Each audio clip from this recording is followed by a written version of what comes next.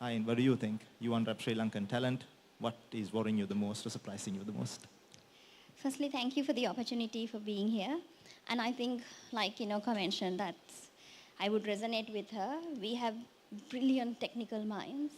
Apart from the fact that where is the talent when we want, sometimes when we get talent, the challenge I see, especially in a global concept, is communication. How do they actually translate the brilliant ideas they have in their head to the clients or the customers or the audience? They struggle there to really make themselves understand and heard. And that is what worries me the most, especially in that global concept. That is true, right?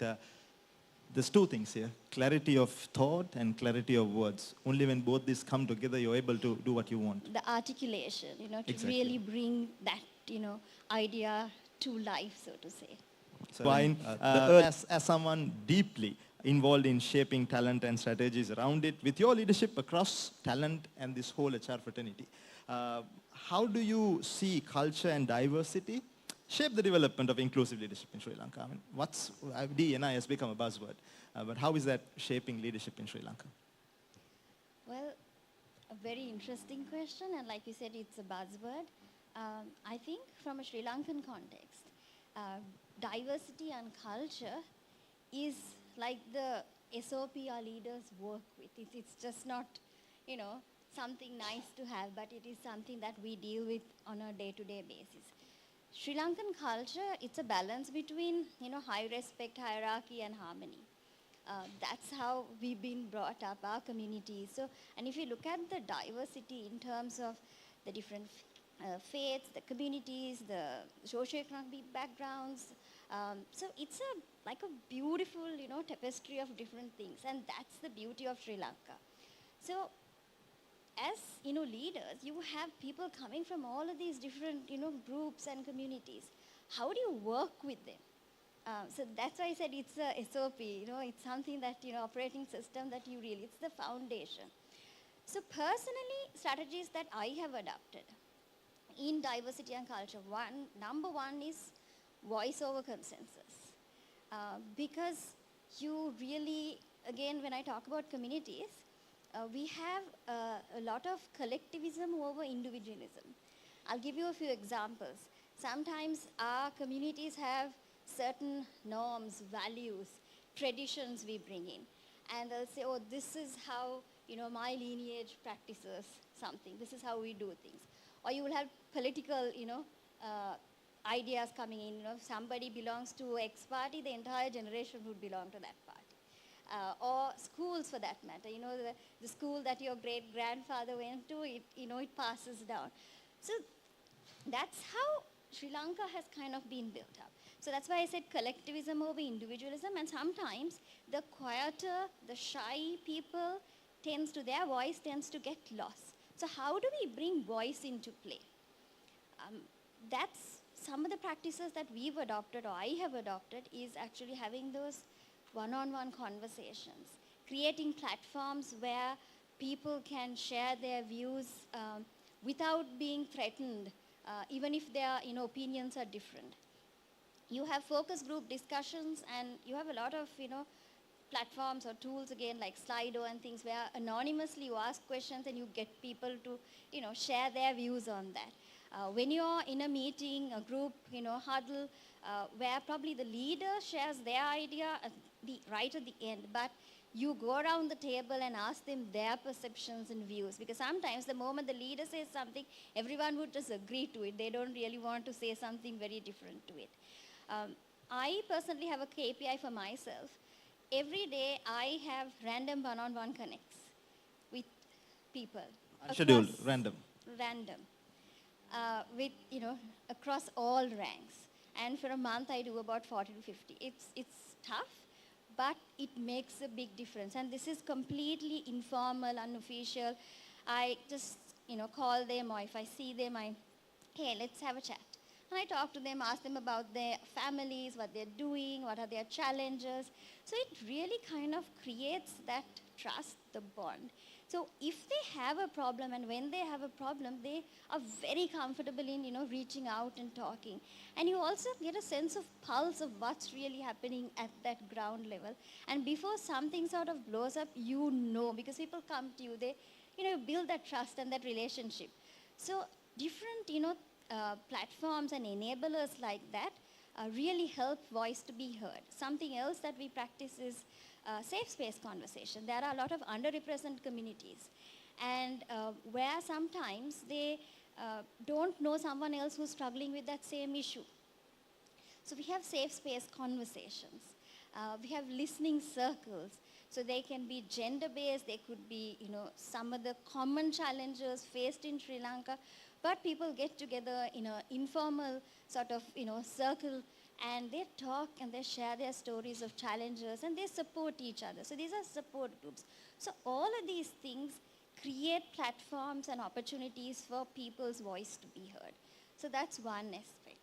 The second one is intent is not enough. You need to have processes, policies in play for these things to happen. So how do you create those enablers? You take, for example, say your leave policy. I remember in Rolf's example, he cited about paternity leave. There's a lot more leaves, like caregiver leaves. We have grandparent leave. We have menopausal leave. So to understand, the different challenges, the different genders, the different age groups or generations go through, and trying to make, that flexible work culture, giving them opportunities to balance that, work life really makes them feel like you care. The organization cares about you. So those different, policies and processes also come into play. We have things like Gratitude Week, where we basically say, take this week an opportunity, and we have lots of fun things happening there. To thank someone who has helped you, thank your work bestie, thank your team, thank your colleague, because I think in the rush of doing a lot of things, we forget the simple thing to say, hey, thank you, that really made a difference to me. Or you see someone who's dressed nicely, appreciate and say, hey, you know what, this color suits you, it makes a big difference. It, boosts their self-confidence as well. So again, we create a lot of different, enablers to bring the culture of appreciation and gratitude. So all those things, play a huge part. And third thing is, when you talk about inclusivity, it's not just a word. It's actually, you need to build that into your KPI. Inclusive behavior should be a goal given to leaders. Because what gets measured gets done. So when they have a KPI and behaviors are being measured, for example, sponsor, a certain, sort of say a level of group, you say a gender, underrepresented, you sponsor someone. And the difference between a sponsor and a coach, a sponsor is someone who would break that glass door to help you, reach that career goal. So we request each leader, you need to have at least one person that you, sponsor, and then you see how that person is, progressing in their career. So you bring in those as KPIs for leaders, so inclusive behaviors and their KPIs and goals, then you will start seeing that difference in bringing, diversity, inclusivity, and bringing that culture really, to life. It's just not talking about it or putting it out there in a poster saying, hey, we have an inclusive culture, but you really need to bring Now, that to life. Ayin, from your perspective, what are the most pressing skill gaps in Sri Lanka's workforce today? Are we talking more about technical expertise, soft skill, or people failing to take leadership? I mean, it could also be something like what Ashan was saying.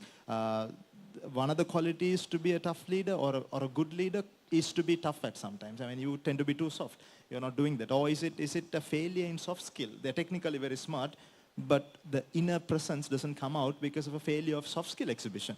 Or is it that we are just bad at what we're doing and we are technically not sound? Which is your biggest problem? So if you ask me the short answer, I would say all three are binding. But if you ask me to put a weightage, I would say leadership, soft skills, 40% each, and technical skills, 20%.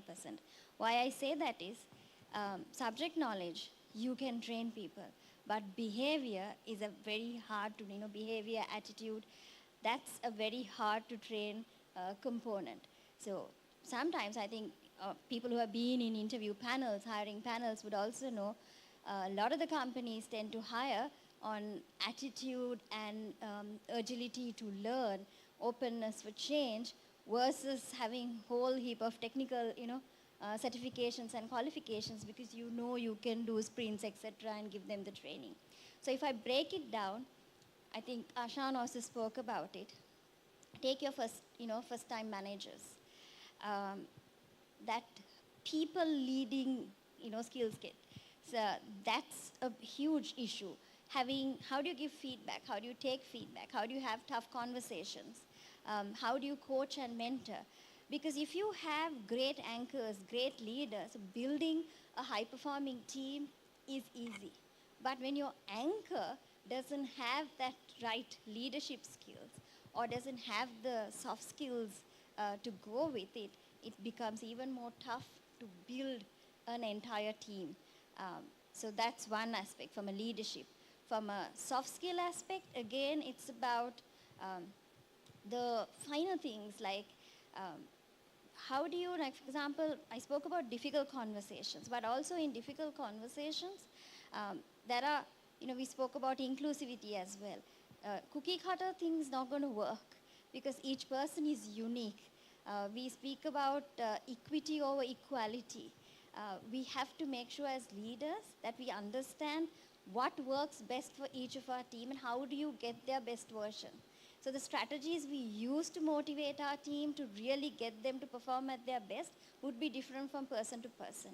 So I think those finer aspects really make an impact, and that is where we see the biggest gaps. And if we can get that right, then it translates into high productivity, motivation, high energy, all of that come into play. So